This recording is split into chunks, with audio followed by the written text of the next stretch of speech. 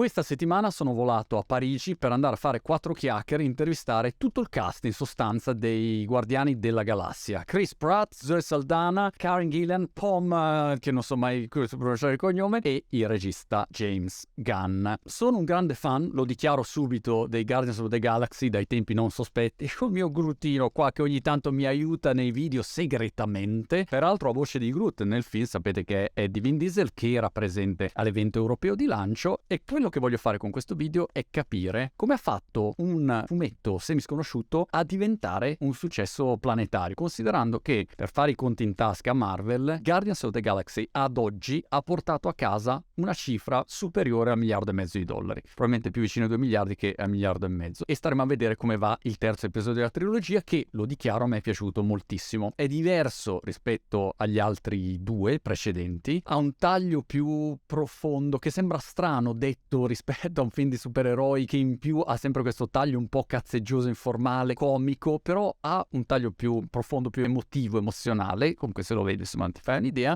ed è secondo me una perfetta chiusura di questa trilogia. Ma insomma, quando lo vedi mi farai sapere la tua. Anzitutto la musica. Ma che musica c'ha Guardians of the Galaxy? How do you pick the right song? I was watching the first scene, which is, I loved it. It's really interesting.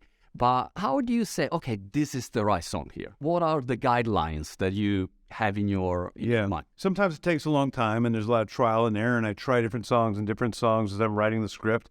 But other times like that's Creep by Radiohead, and it's a specific acoustic version of Creep that I've loved for a long time, hasn't been widely distributed. I was very scared that Radiohead wasn't going to give us the rights to the song because they're very picky about that sort of thing, but they did. But I wanted to start off the movie in a way that people saw, I think this is something kind of different for a Guardians movie. The first movie had Come and Get Your Love, Peter Quill dancing. Second movie was Mr. Blue Sky with Baby Groot dancing. And we're seeing that there's a little bit of a different turn. It's a different kind of movie. Musica fenomenale. Poi cos'è che ha reso i Guardiani della Galassia così un successo planetario? Oltre ovviamente alla macchina di comunicazione, di marketing, collaborazioni, iniziative fatte, 3 miliardi, no? Che hanno creato questo immaginario, questo mondo, e l'hanno sviluppato e l'hanno reso amabile dai fan in tutto il mondo. Ma oltre a quella parte lì c'è il prodotto soprattutto che sta in piedi, e il prodotto ha questo cool factor che altri non hanno. È difficile trovare un film di supereroi che non si prenda troppo sul serio. Se ci pensi, in genere il supereroe è quello senza macchie, senza paura, sempre serio, solenne, con questa missione. Mamma mia, rilassati un attimo. Qua invece c'è sempre questo twist dove all'improvviso, da una scena magari molto solenne, c'è la battuta cazzosa o c'è il colpo di scena che non ti aspetti, e questo rilassa un po' tutti e ti rende in questo caso completamente diverso rispetto magari alla galassia Marvel stessa. He's the one that knows sort of like how to change the beats, and when a moment that is too violent needs a moment that is very emotional, or when does an emotional moment be broken by just a complete crazy line by Drax. It's not easy shooting it because sometimes these scenes, they take rehearsals, they take practice because there's a cadence to them. But you just continue to follow what, the direction, and you follow what's on the script, and he finds he finds the rhythm of it, always. Terza considerazione, hanno azzeccato il cast giusto, e questo senz'altro merito del regista. How do you keep, James, together an amazing cast? I mean, they are superstars now. Yeah. And you have to say, all right, guys, let's do this, Well, I mean, I think that, from the very beginning, I'm really good at picking people that aren't jerks. Right. And so from the beginning, I knew that I didn't want to have somebody I didn't like playing a role. I don't care how talented they are. Got it. But I'm really lucky to have people like Chris Pratt and Zoe Saldana and Karen Gillan around me who are just such lovely people, but who are also super talented. But I do remember, like, back when we did Guardians 1, we did an event in England at an Apple store. And it was me, Chris Pratt, and Dave Bautista. And I remember it was during that event, the early reviews started coming in. We started going, oh, wow, I think we're sitting on something's happening. We could feel it happening. And I just knew it. Chris knew it. And we wrapped our arms around each other. We said, guys, just no matter what we do, let's make a promise to each other now. We're going to keep our feet on the ground. We're not going to let our egos get in the way. We're continue being kind to each other and everybody else. And let's not let this go to our heads. And I think that we've, maintained that promise ever since. Un'altra cosa che ho notato da totale dilettante professionista, quindi non so niente di film, ma da giovane marmotta della comunicazione magari alcune cose le noti, è tutta questa parte di inquadrature. Ad esempio in questo terzo episodio c'è una scena iniziale con la camera che si muove in un modo che per me a volte è inaspettato. Io vedo un sacco di film e dico, caspita, però mi ha colpito questo movimento di camera. L'inquadratura Guardian of the Galaxy più tecnologia crea poi quel risultato che funziona. I plan everything out pretty meticulously with camera angles, and I draw every shot. So throughout the movie, I draw every shot. If it's an angle with a bunch of moves in it, then I draw all the different moves in between that shot. And then we go and we shoot. And so it's really well planned out by the time we get to set. But we also have these very small rigs called nanos, and we have a very small camera, small red camera,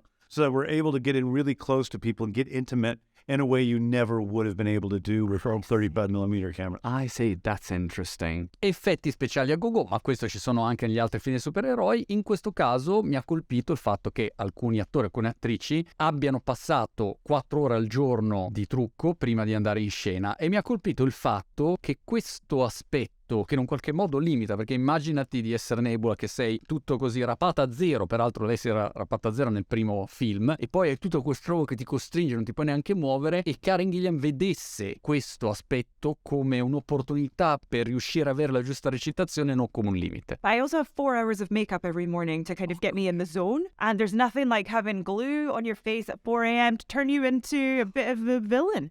Right. You can't even move, so it's not easy to act, I imagine, with all the makeup also for you. It's not so easy, probably. I mean, it's claustrophobic for sure. Right. But at the same time, it helps me feel more severe and all of the things that really not actually in my real life. I've got like this round, friendly face. I need the angles that the prosthetics give me, and it truly affects my whole mindset and body when I feel that way. So I kind of need it. Poi che dire, Guardians of the Galaxy ha sempre anche alcune scene molto fighe, la costruzione di alcune scene che sono anche peraltro complesse, e quello ha aiutato questo franchise a avere un suo posto nell'immaginario collettivo. La scena difficile in un qualche modo è come quando Tom Cruise in Mission Impossible associ il film specifico all'acrobazia di quel film. Ah, è andato sul grattacielo più alto del mondo. Ah, si è buttato con la motocicletta alla montagna. Anche per Guardians of the Galaxy alcune complessità di alcune scene ti restano impresse inevitabilmente. What was the most challenging scene to shoot this time? Because there is a lot of action, a lot of fighting, but also a lot of emotional stuff. Yeah. Which one was your toughest one? Well, the one that took the most work was there's that big hallway fight scene, and that was definitely a lot of preparation between me and Wayne Douglas, who's our co-stunt coordinator, and us putting that together for just months before we actually shot it. And then it took about 5 days to shoot that one sequence. So there was a lot of work that went into that, both before and then afterwards. I singoli personaggi poi sono molto ben studiati, che si tratti del cagnolino, del raccoon, che peraltro il terzo film è incentrato sulla storia di Rocket, ti fa riflettere, no? In teoria arrivi e dici, ma come fa a stare in piedi su Rocket? Invece sta in piedi un bel po', ma quello che differenzia secondo me Guardians of the Galaxy da altri film di supereroi è che spesso il personaggio è abbastanza superficiale, magari ce n'è uno che è disegnato un po' bene, no? È pensato bene, c'è una storia fatta un po' bene, e gli altri sono un po' marginali. Qua invece ogni personaggio funziona a sé stante, cioè tu potresti fare poi lo spin-off soltanto con Nebula, soltanto con Gamora, soltanto con Mantis e via così, perché ogni personaggio funziona molto bene, e la relazione a quel punto tra due personaggi, come quella che c'è tra Star-Lord e Gamora, a quel punto diventa un'ottima alchimia, ma quella è la chiave. It's a fantastic relationship also in the movie. I wonder how did you build it during this trilogy? It was something that day one, you met and say, hi, Chris, Zoe, and immediately you got the alchemy there, the feeling there. It was a lot of practice together. How did it come out? So much of the chemistry that you see on screen over the course of this 3 films is really not so much just putting Zoe and I in the same room together, although it's pretty amazing. But also, if you think of chemistry literally, you're putting chemicals together, you're putting these various molecules together and seeing what happens. Do they form bonds? Do they connect? But some elements that we're putting together are these characters who have these deep stories. Right. And the stories, Peter's story and Gamora's story, they line up so beautifully to create this love story. In the Volume 3, it's the most complex romantic story I've ever seen in a movie like this by far. It's truly beautiful and painful. Si innesca perfettamente in questa atmosfera sempre un po' informale, supereroe solenne, ma poi scatta all'improvviso con la vena comica. E devo dire che una cosa che mi ha colpito è questa atmosfera di grande intimità e di informalità cazzeggiosa che c'era tra i protagonisti. Quando sono andato a chiacchierare e intervistarli, ho respirato un'aria completamente diversa rispetto a molti altri film dove c'hai, capito, gli attori e attrici che si scannano a vicenda. Qua invece arrivavi a fare un'intervista e stavano cazzeggiando tra di loro. Devo dire, è troppo più facile lavorare così. Questa atmosfera in un qualche modo leggera senz'altro è stata una chiave del successo, perché ti permette di sperimentare e di non avere quell'ansia da prestazione che non puoi sbagliare una scena che se no crolla il mondo. No, let's try. It's such a great environment that, like you were describing, like the fear of making a mistake. And Yeah, like I would be like...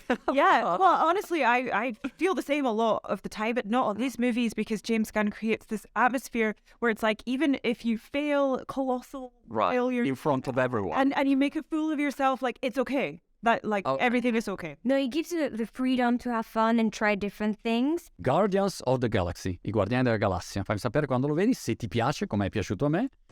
Per il momento è tutto. Thank you. Thank you. Thank you, Guardians.